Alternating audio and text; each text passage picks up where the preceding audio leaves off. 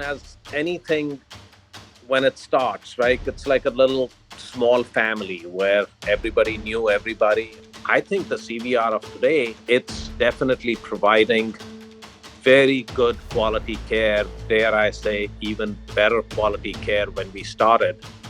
The way I would define expansion is not just a number of sites, it's got to be defined by how many lives we touch. Our leadership is very, very engaged. We are very excited about the future. I just want to make sure that all the plans we make here truly get to everybody in every clinic, everybody who is a part of CVR. They should know what all we are talking about. I want to see the excitement in them. This is my chance to show them how much we care.